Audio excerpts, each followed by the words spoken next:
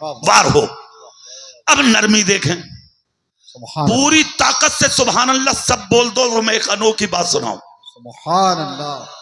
इस साल उर्स रज़बी में भी बोला था मैं इसको, जो बात मैं बोल रहा हूं सुनिए। सुभान अल्लाह सब बोले, मैं सुना था। सुभान अल्लाह।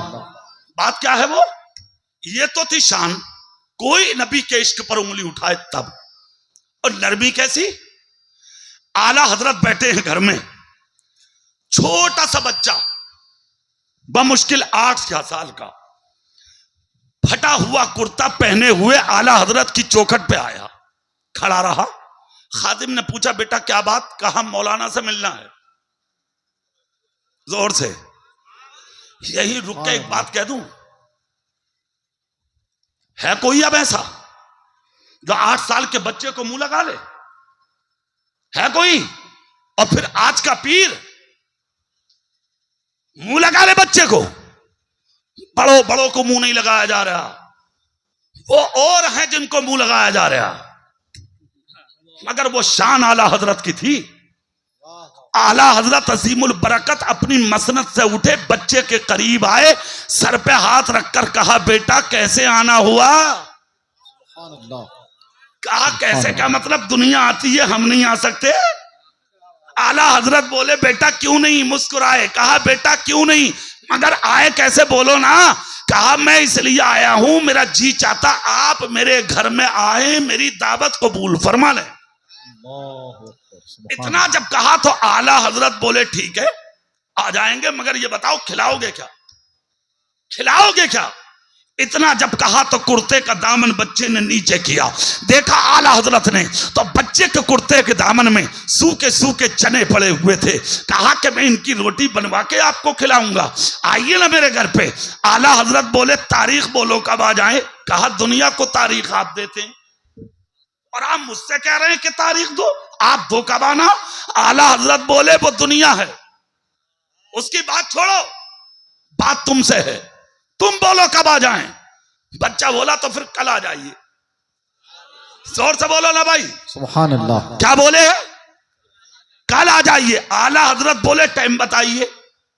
कहा 2 बजे आ जाइए। आला हजरत बोले कितने लोग आए?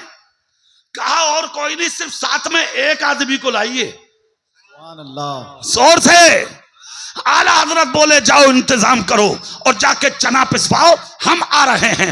वक्त का इंतजार बच्चे ने किया। वो साते पुरबहार अपने दामन में कैफो सुरूर के गोहल लिए, बच्चे और बच्चे के घर वालों की नजर के सामने जलवा फिगन हुई। जैसे कि 2 बजे बच्चा दरवाजे पर आया, घर वाले बोले बैठे रहो आने दो। कहा जानते नहीं हो कौन है वो? कहा मतलब? कहा अहमद रजा है, अहमद रजा, इंतजार की जरूरत नहीं पड़ेगी, आने वाले होंगे। जब दरवाजा खोल के देखा तो अपने खादिम को लिए बच्चे के दरवाजे पर आला हजरत खड़े थे। सुभान अल्लाह।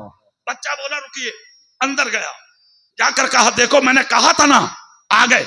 कहा अच्छा तो फिर तैयारी करो। इतना गरीब बच्चा था कि घर में चारपाई नहीं थी, अच्छा बिस्तर भी नहीं था। लाखों सलाम हो बरेली के उस मुजद्दिद पर, खुदा की कसम जिसकी शान का जवाब नहीं। बच्चा अंदर गया, टाट उठाया, टाट, और टाट उठा के अपने घर के रास्ते में बिछा दिया और आला हजरत से बोला तशरीफ रखिए।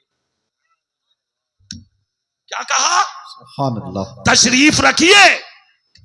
आला हजरत अपने खादिम को लेकर उसी टाट पर बैठ गए। जैसे कि टाट पर तशरीफ फरमा हुए, बच्चा पानी लाया, आला हजरत ने पिया। उसके बाद बच्चे ने कहा थोड़ी देर रुकिए, बस खाना तैयार हो चुका। कहा ठीक, खाना तैयार होकर आया। जिस वक्त उस दावत में बच्चे की गए थे, तबीयत अलील थी, परहेज तकरीबन 28 दिन से सरकार आला हजरत का चल रहा था।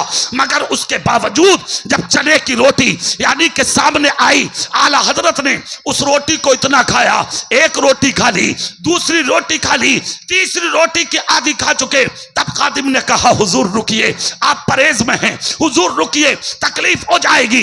डॉक्टर ने इस टाइट रोटी को मना किया है, इस सब्जी को मना किया है। आला हजरत बोले खामोश रहो, अपनी तकलीफ देखूं या यतीम बच्चे का दिल देखूं? वाह वाह वाह वाह वाह। कहा हुजूर रुक जाइए, कहा खामोश हो जाइए, खामोश, दिल खोल कर दावत खाने दो। जानते नहीं हो ये बच्चा यतीम है, इसका बाप नहीं है, मैं दावत खाने आया हूं, फुल दावत खा के जाऊंगा। रोटी खा चुके, खाना मुकम्मल हुआ, दावत खाकर जैसे ही उठे आपने हाथ उठाकर दुआ फरमाई, बच्चा आमीन आमीन कहने लगा। उसके बाद आला हजरत फरमाते इजाजत दो, जाना चाहते हैं। बच्चा बोला ऐसे थोड़ी, वाह वाह। कहा सुभान और अल्लाह। कहा कुछ देर और बैठी, कुछ देर और बैठी। आला हजरत बोले काम बहुत हैं। बोले होंगे काम, आज आप मेरे मेहमान हैं और मैं हूं आपका मेजबान, जब तक इजाजत न दूं जा नहीं सकते। जोर से आला हजरत मुस्कुराने लगे, बैठे रहे। खादिम ने बच्चे का सर चूमा, चूम कर कहा बेटा जानते नहीं हो हजरत को बहुत काम रहते। कहा अच्छे से जानता हूं काम रहते, लेकिन मैं भी तो काम वाला हूं ना, मैंने भी तो बुलाया है ना। आला हजरत ने खादिम को अलग किया, कहा हटो हटो हटो, हमें बात करने दो। बच्चे को करीब किया, कहा तुम्हारे बाप का इंतकाल कैसे हुआ? कहा तकलीफ में रहते थे, इंतकाल कर गए, अब क्या करते हो? कहा बस वैसे ही थोड़ी थोड़ी मेहनत करके मैं अपना घर चलाता हूं। खुदा की कसम बच्चा बयान करता रहा। आला हजरत तसीमुल बरकत रोते रहे, बच्चा बयान करता रहा, आला हजरत रोते रहे। आगे बढ़ के सरकार आला हजरत ने बच्चे के सर पे हाथ रखा और निकलते हुए एक जुमला बोला, सुनो हमने तुम्हारा कहना माना है, आज के बाद तुम्हें हमारा कहना मानना है। कहा वो क्या? कहा वो कहना ये है जब जब भूख लगे किसी की चौखट पे जाने की जरूरत नहीं है, जब जब जरूरत हो किसी के दरवाजे पर जाने की जरूरत नहीं है, जब जब किसी चीज की चाहत हो बरेली में कहीं घूमने की जरूरत नहीं है, जब जब जी चाहे अहमद रजा की चौखट पे आ जाना। खुदाए पाक ने यह दरवाजा किसी और के लिए नहीं, तुम जैसे यतीम बच्चों के लिए खोला है। वाह वाह। सुभान अल्लाह। ये है आला हजरत का अखलाक, सुभान। ये है आला हजरत का किरदार, ये है आला हजरत की जिंदगी। आज 100 साल से ज्यादा हो गए, क्यों नहीं भूल रही है दुनिया? अपने बाप को भूल गए लोग, दादा को भूल गए, चाचा को, ताया को, खानदान वालों को, रिश्तेदारों को, पड़ोसियों को। आला हजरत के मसरत के नारे बिहार में भी लग रहे हैं, मक्के में लग रहे हैं, मदीने में लग रहे हैं, सुभान अल्लाह। बगदाद अजमेर में लग रहे हैं, हर खानका में लग रहे हैं, हर मदरसे में लग रहे हैं, हर मस्जिद में लग रहे हैं। क्यों?